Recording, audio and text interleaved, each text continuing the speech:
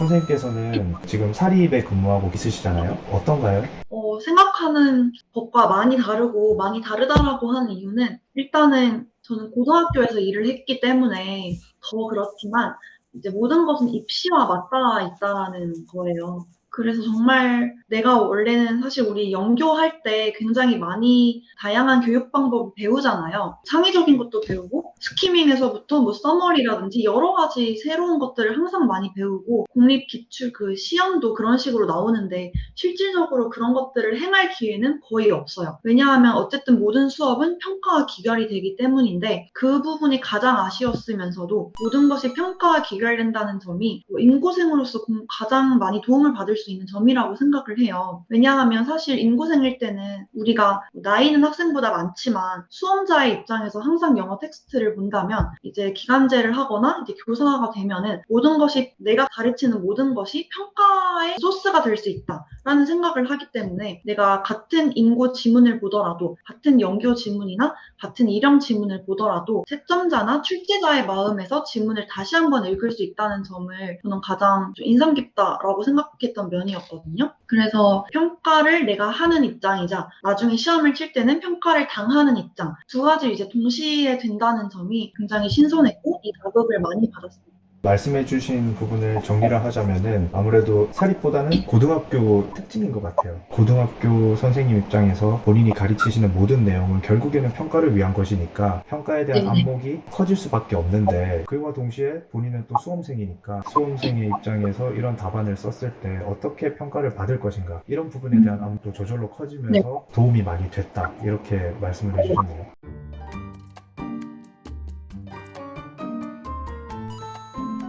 사립의 특징, 장단점?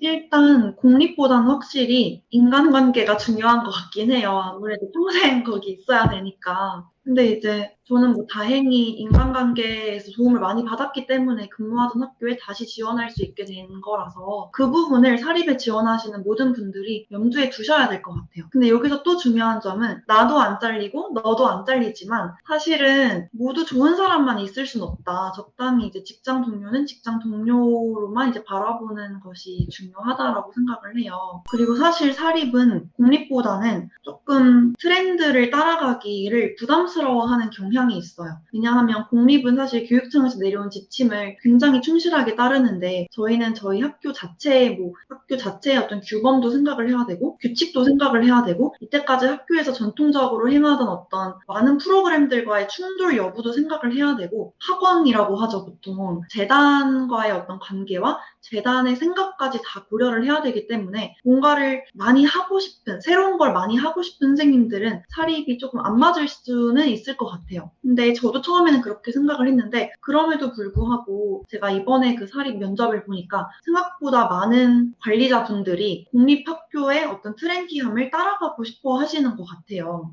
물론 너무 급진적인 거는 싫어하겠지만 점진적으로는 결국에는 사립도 경쟁력이 있으려면 어느 정도 공립처럼 디지털 기기도 많이 이용하고 다양한 활동형 수업도 하고 이런 것들을 더 따라가고 싶어 하는 것 같아서 이 부분은 정말 사립 바이 사립이고 사립의 어떤 관리자분들이 그런 수업을 싫어한다고 할지라도 본인이 교사로서 그런 것들을 주도하고 학생들이 잘 따라오는 모습을 보이면 결국에는 관리자분들도 그러한 수업의 필요성을 많이 알아주지 않을까 하는 생각이 듭니다. 실제로 저는 이번에 면접에서 아무래도 젊은 교사이니만큼 우리 학교에서 뭔가 신선한 것들을 도전하는 모습을 보고 싶다라는 바람을 받았거든요. 그래서 네, 저도 이번에 저에 대한 그런 마음을 처음 알게 되어서 네, 아마 모든 사립학교의 관리자분들이 그런 마음을 가지고 있지 않을까라고 하는 생각이 듭니다. 정말 장단점이 확실한 것 같아요. 공립 같은 네. 경우에도 선생님들이 계속 바뀌다 보니까 사업 같은 경우도 뭐 해본 사람이 잘 하는 경우가 많은데 뭐 하다가 갑자기 다른 학교 가시고 이렇게 되면은 인수인계를 받아야 되는데 인수인계를 받는 과정도 비효율적이잖아요. 그냥 하던 사람이 계속 하면 더 좋을 것인데 이런 부분들도 있고 그래서 장단점이 확실한 것 같아요. 선생님께서 근무하시는 학교의 분위기는 어때요? 분위기는 사실은 그 큰 회사 재단을 끼고 있다 보니까 그렇게 자유롭진 않은 것 같아요. 뭐 복장에서부터 여러 가지로. 원래는 이제 사립이라고 하면 거의 저희 학교는 남자 선생님들이 많으시거든요. 나이가 많으신. 근데 이제 올해를 기점으로 조금 젊은 선생님들이 많이 들어오면서 아무래도 코로나 시대 때문에 바뀌어야 할 학습 방법 뭐 이런 것들이 많이 영향을 끼친 것 같긴 한데 새로운 변화를 조금 원하시는 것 같아요. 관리자분들이. 그래서 이제 올해를 기점으로 자유롭고 싶어하는 움직임이 좀 나타나고 있다. 네, 이렇게 보시면 될 것 같고 분위기는 다른 사립에 비해서는 그래도 자유로운 편이라고 합니다. 이게 이제 제 개인적인 생각일지는 모르겠는데 저희 학교는 원래 평준화가 되기 이전에 굉장히 오랫동안 소위 말하는 공부 잘하는 비평준화 학교로 유명한 학교였거든요. 그러다 보니까 이제 교사에 대한 수업 재량권을 정말 많이 주는 학교인 건 맞는 것 같아요. 왜냐하면 교사의 수업 방식에 따라서 학생들의 학업 성취도가 정말 달라질 수 있고 진로나 진학에도 굉장히 영향을 미치기 때문에 수준별 학습, 그다음에 그 학생들을 수준별로 모인 그 집단에서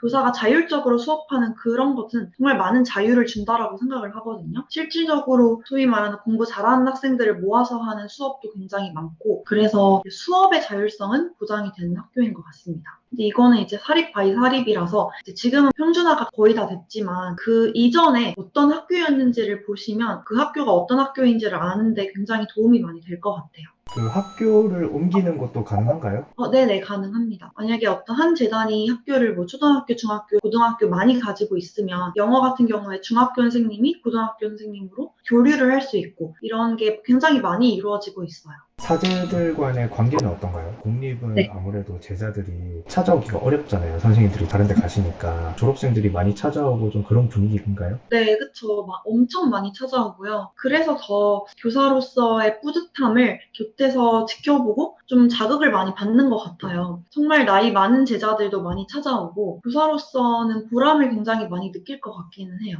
그 학교에서 이제 기간제로 근무를 하시다가 이번에 정규로 채용이 되셨는데 차이 같은 게 있을까요? 저를 대하는 입장의 차이가 있다기보다는 솔직히 말씀드리면 기간제로 일할 때 저의 모습과 정교사로 일할 때 저의 모습이 조금 달라진 것 같긴 해요. 왜냐면 기간제일 때는 제가 처음이기도 했지만 다른 사람의 도움을 받는 입장이었다면 이제는 뭔가 새로 들어오는 선생님들한테 좀 더 잘해주고 싶다라고 하는 생각도 많이 들고 내가 도움을 받은 만큼 이제 그분들한테도 많이 좀 나눠주고 싶다라고 하는 생각이 저절로 드는 것 같아요. 약간 회사에서 사심이 생기는 거랑 비슷한 느낌인 것 같은데 뭔가 학교에 대한 없는 장점을 만들어내고 싶은 마음인 것 같습니다.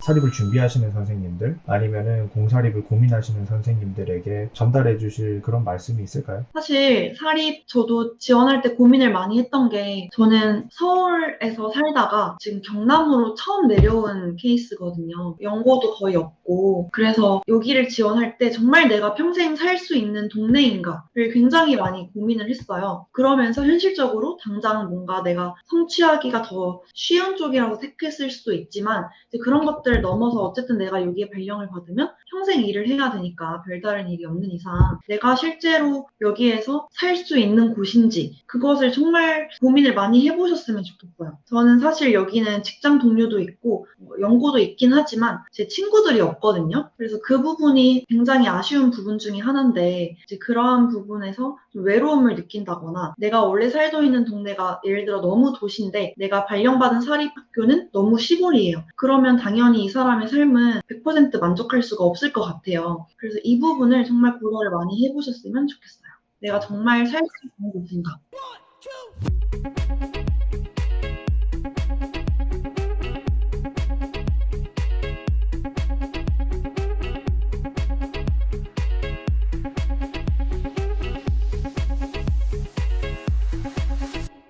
아이들 막 사투리 쓰고 이런 거 귀엽지 않아요? 네, 저 블루베리 스무디? 그거 한 100번 한 것 같고요.